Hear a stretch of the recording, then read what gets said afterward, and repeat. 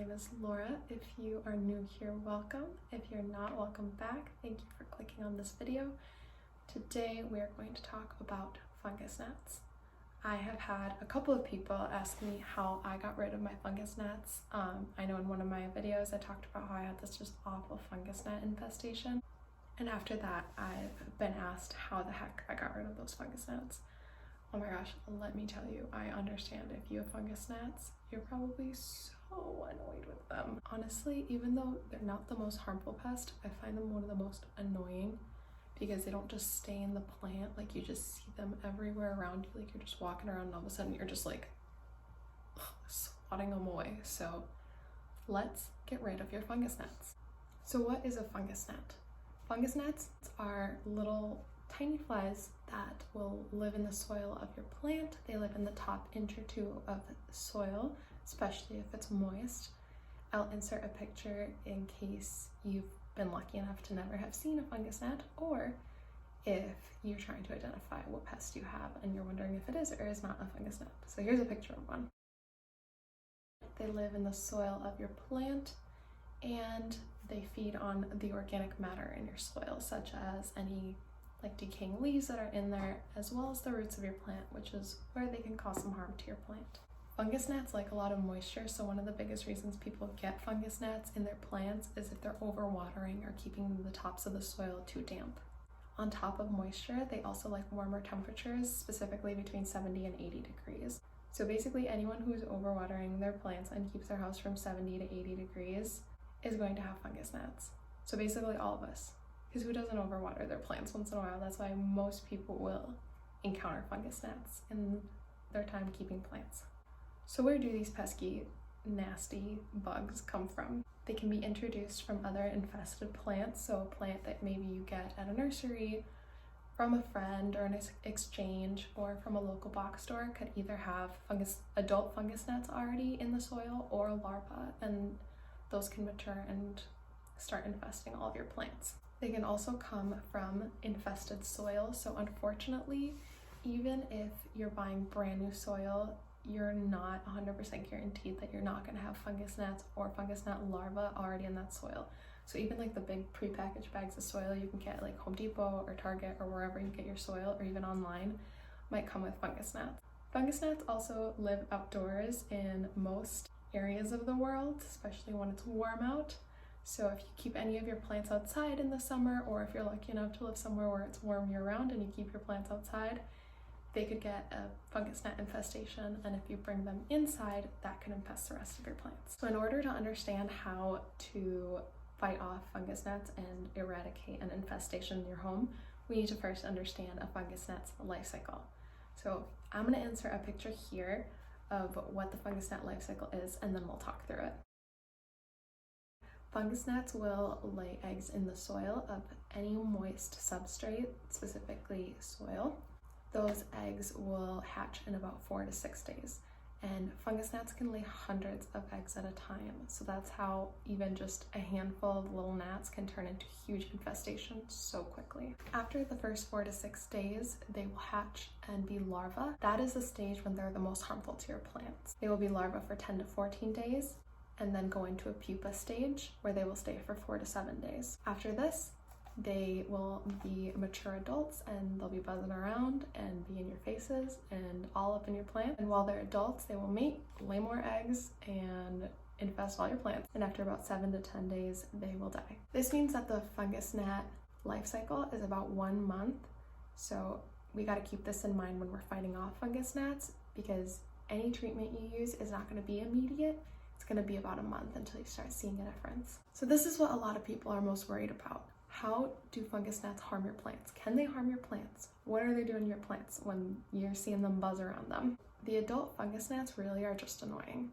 They're just annoying and ugly, and they're flying all around. They're all up in your face. They're all up in your plants. The worst thing that adult fungus gnats do is lay eggs, which continues the cycle.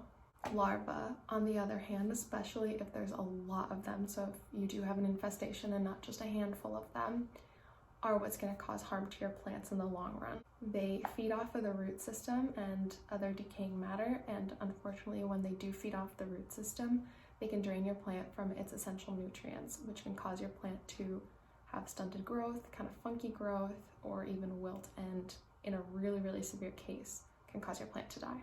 This is especially harmful for younger plants. Older, more established plants won't see as much of a harmful effect from fungus gnat larvae, especially right away, but you'll notice in your younger plants or your smaller plants that they'll start declining pretty quickly. So now we know what fungus gnats are, how they get into our houses, their life cycles, and how exactly they're harming our plants. I'm sure most of you are here because you want to treat the fungus gnats in your home and you want to get rid of them. So that's what we're going to talk about now, prevention and treatment.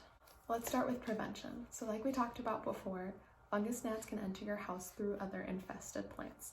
The easiest way to keep this from happening is isolating any new plants that you have. I'm personally not very good at this. I know it's really exciting to get a new plant. We just want to place it right on our shelf or wherever, whatever display we have set up for it. It is super important, especially if you see fungus gnats either at the store or nursery where you're buying it or in your plant, to completely isolate it from other plants. Fungus gnats are pretty weak flyers, so even if you just have a room where you keep your new plants isolated, they won't be able to buzz around and fly from that room to another to infest the rest of your plants. A good place I like to isolate my plants is in my bathroom. I'll just hang them like on my curtain rod, and I have other plants in my bathroom. The fungus gnats have a hard time flying from the curtain rod to the rest of my plants that are across the bathroom. So you just have to get a little creative and keep them in there for about 2 to 3 weeks and watch them to see if you see any sign of fungus gnats. Another way to prevent a fungus gnat infestation is to just keep sick plants out of your home. So if you do go to a nursery or any big box store and you see fungus gnats on a plant, the best way to prevent them entering your house is to just not get that plant. Another thing that some people don't think about is when you're bringing plants inside for winter, or if you have them outside like on your deck or in your yard and you want to bring them inside, check them for fungus gnats. Check all your plants. Do not introduce plants that have signs of fungus gnats to the rest of your collection. Next, I'm going to talk about a few methods that work as both prevention and as treatment if you see any fungus gnats in your plants. The first is inspect or clean your plants often. This is the easiest way to notice any sort of pest, especially fungus gnats, before they get out of control. So if you're going through about once a week, once every 2 weeks, inspecting all your plants, cleaning off all the leaves. I have a mixture that I love to use with dilute neem oil. So I use concentrated neem oil, I dilute it with distilled water, and I also use some essential oils. I have a video that I will be filming and uploading about the specific mixture that I use and how I use it, but I use that to clean my leaves probably about once a month. I should probably do it more often. It probably wouldn't hurt, but if you're on top of cleaning your plants, not only are you using these mixtures to wipe off any bugs that are already on there, you'll catch an infestation before it gets out of control. Next is a hydrogen peroxide rinse. So I use 3% hydrogen peroxide and I'll dilute it in a 4-to-1 mixture with water. So 4 parts water, 1 part hydrogen peroxide, and I'll just water my plant with that. If I'm seeing any signs of my plant declining, or if I get a plant and I see that there are fungus gnats in there, that's an easy way to treat the larva, and it won't harm your plant if you dilute the hydrogen peroxide properly. This is also super helpful for other pests. If you'd like me to make a video about how I water my plants with diluted hydrogen peroxide, just let me know and I can do that. I've also used mosquito bits. I love mosquito bits. This is probably one of my favorite ways to prevent and treat for fungus gnats. So there are lots of different ways that you can use mosquito bits. You can either just sprinkle them on top of the soil, and just when you water your plant, it will soak into the soil, and then any larva that comes in contact with this will die, which is what we want. The only downside to doing that is that sometimes mosquito bits can get a little bit moldy, which isn't going to harm your plant, but it does look kind of ugly. Like personally, I don't love looking at mold on top of the soil in my plant. You just have to kind of watch out for that if you're using the sprinkle it on top method. Another method you can use, which is what I personally do, is when I mix my soil. So I do have a soil mixture that I make myself, and I do have a video filmed that will be coming out about how I mix soil for my different plants. I mix some mosquito bits into that soil. And the third way you can use mosquito bits is by soaking mosquito bits in water for a few hours and then using that water to water your plants. This is a really good preventative method so that you can kind of stop an infestation before it even starts. But if you do see fungus gnats in your plants, you can use this as a treatment method. The next treatment and prevention method is another one that I love and that I use, and that is bottom water your plants. So what is bottom watering? I feel like it's right in the name, and not a ghost, just my dog opening my door. Hi, bud. So what is bottom watering? I feel like it's right in the name, and you probably figured it out already, even if you've never heard of it, but I'm still gonna explain it because that's why I'm here. I'm here to hear myself talk. So bottom watering is where you add water to the underneath of your plant instead of over your plant, and you let the plant just soak up the water it needs. And then the soil on top doesn't just stay wet or soggy, which is what fungus gnats like. They like the wet and soggy soil. And if we kind of prevent that, then we can prevent fungus gnats from wanting to lay their eggs there. And if you'd like, I can do a whole video showing how I bottom water all my different plants. But what I love about bottom watering is that it keeps those top couple of inches of soil more or less dry so that they don't just sit there and they're not just soggy. And then fungus gnats won't want to lay their eggs there. So if you do have fungus gnats already, it will keep them from continuing to lay eggs, and so they'll just die off. And if you don't have fungus gnats yet, it will create an environment where fungus gnats won't want to lay their eggs, so you won't have an infestation. Another way you can prevent fungus gnats or treat an infestation if you have one already is by laying either like little rocks or gravel or sand on top of your soil. So about 2 or 3 inches of sand, or you can use something like aquarium gravel or decorative pebbles, will keep the fungus gnats from being able to get into the soil to lay eggs. So all those methods can be used either as prevention or treatment. Now let's get into some methods that are purely for treatment. First of these methods is sticky traps. You can get these traps at any store that sells plants, or you can order them online. They're pretty inexpensive, and they have this kind of like tough plastic on the bottom that you can just kind of like stab into the soil. And then they have these sticky covers, I'll show you, where the bugs will stick. So these will only catch adult fungus gnats, they won't catch the larva, but if you're catching adult fungus gnats, then eventually you'll be all out of gnats to lay more eggs. So this method does take a while. You do have to be patient. I mean, most of these methods do take a while, so you do have to be patient, keep up with it. You can just stick this in the soil. I'll show you on one of my plants. You just stick this in the soil,